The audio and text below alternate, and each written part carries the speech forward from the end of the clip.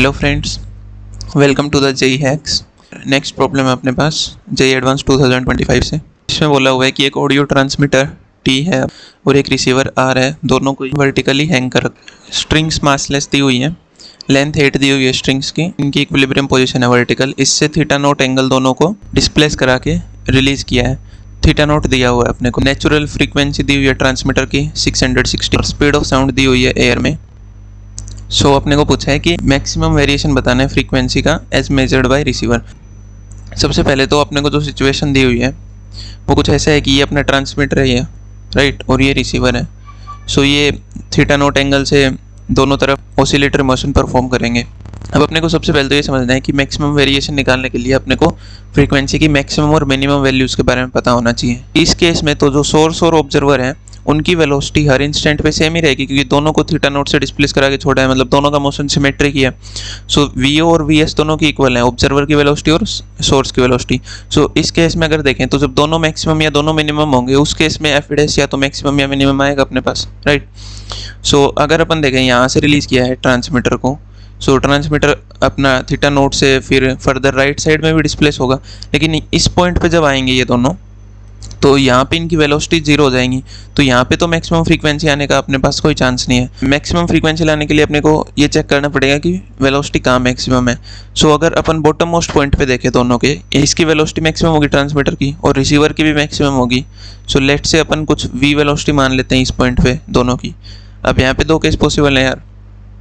पहला हमने जैसा कि माना कि वी वेलोसिटी दोनों एक दूसरे को अप्रोच कर रहे हैं, सेम ही वेलोसिटी रहेगी इस पॉइंट पे। तो ऐसी पॉसिबिलिटी क्या हो सकती है कि दोनों एक दूसरे को अप्रोच ना करके, जब ये तो एक बारी जब ये आ रहे हैं, जब पहली बार हमने रिलीज किया तो दोनों एक दूसरे को अप्रोच करेंगे, फिर जब ये एक हाफ राउंड कंप्लीट कर लेंगे, मतलब इस पॉइंट इन पॉइंट्स पे आ जाएंगे, एक्सट्रीम पॉइंट्स पे, फिर जब ये वापस जाएंगे तो अपोजिट डायरेक्शन में मूव कर रहे होंगे एक दूसरे के वी वेलोसिटी से, राइट। सो जब दोनों वी वेलोसिटी से एक दूसरे को अप्रोच कर रहे हैं तो इस वाले जो केस है इसमें जो फ्रीक्वेंसी अपने को अचीव होगी वो मैक्सिमम फ्रीक्वेंसी अचीव होगी, राइट।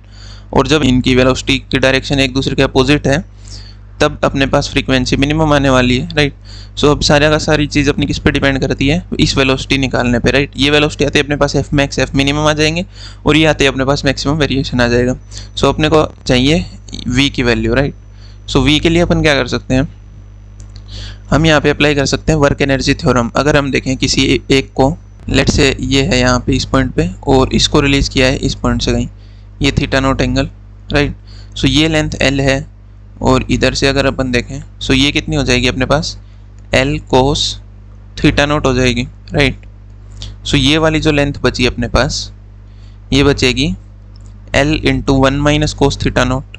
सो अगर हम देखें सो यहाँ पर अपन लगा सकते हैं वर्क एनर्जी थ्योरम। इस पॉइंट से इस पॉइंट तक आने में ग्रेविटी का वर्क डन कितना हो जाएगा, M G into L into 1 minus cos theta nought, right.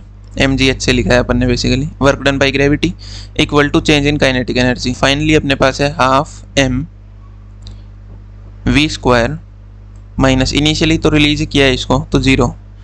सो यहाँ से एम कैंसिल होगा अपना और जो वेलोसिटी आ रही है ये आ जाएगी root of 2gl into 1 minus cos theta naught.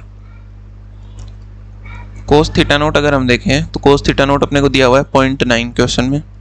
So अगर पुट कर दें तो वेलोसिटी जो आ रही है यहाँ से, और लेंथ भी 8 दी हुई थी अपने को, सो लेंथ भी 8 पुट कर देते हैं और इसको जो 0.9 पुट करेंगे कोस थीटा नोट को तो ये बचेगा 0.1, राइट। 0.1 और ये 10 कैंसिल, ये 8 to 16 हो गया और रूट के बाहर निकालेंगे तो 4। सो वेलोसिटी आ रही है 4 मीटर पर सेकेंड। एफ मैक्स लिखने के लिए ये दोनों एक दूसरे को अप्रोच कर रहे होंगे। सो एफ मैक्स जब लिखेंगे ये डॉपलर इफेक्ट वाले फॉर्मूले से अपन यूज़ करेंगे इसमें। सो वेलोसिटी ऑफ साउंड कितनी दी हुई है अपने को, वेलोसिटी ऑफ साउंड दी हुई है 330 मीटर पर सेकेंड और फ्रीक्वेंसी ऑफ ट्रांसमीटर है 660। सो वेलोसिटी ऑफ साउंड 330 और नीचे भी अपने पास 330। अब ऊपर चाहिए अपने को ऑब्जर्वर की वेलोसिटी। अब अगर हम देखें तो ऑब्जर्वर अपना यहाँ पे रिसीवर हो गया बेसिकली।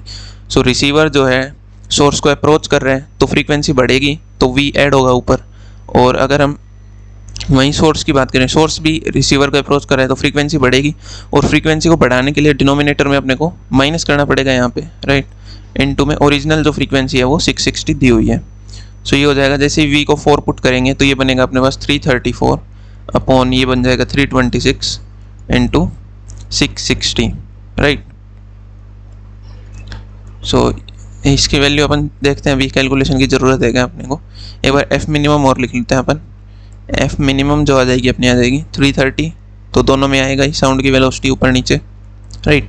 वहीं पे अगर रिसीवर की बात करें, सेकंड केस में रिसीवर जो है दूर जा रहा है सोर्स से, तो इस केस में फ्रीक्वेंसी घटेगी। फ्रीक्वेंसी घटाने के लिए अपने को ऊपर माइनस वी लगाना पड़ेगा और नीचे अपने को सोर्स की वेलोसिटी देखनी है। सोर्स दूर जा रहा है तो फ्रीक्वेंसी घटेगी, फ्रीक्वेंसी घटाने के लिए डिनोमिनेटर में ऐड करना पड़ेगा सोर्स की वेलोसिटी और इनटू में 660।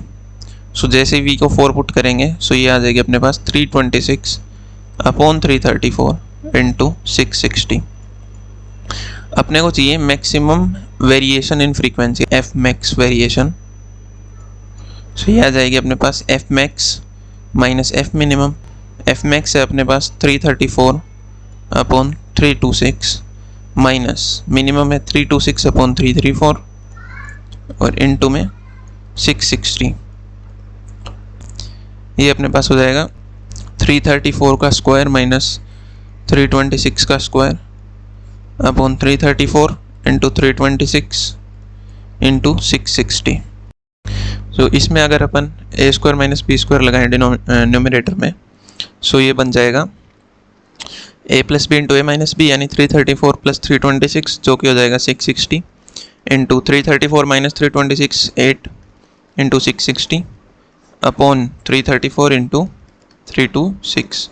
सो कैलकुलेशन काफ़ी लेंथी है यार इसकी, मतलब ज़्यादा कुछ इसमें कटेगा नहीं। एक बार 2 से काट सकते हैं अपन 163 और इसको काट सकते हैं 167 से, राइट। ये 330, बस इससे आगे नहीं कट रहा है तो अपने को यार काफ़ी लेंथी कैलकुलेशन करनी पड़ेगी पूरी। एंड इसका आंसर अप्रोक्सीमेटली आता है 32 के अराउंड, राइट।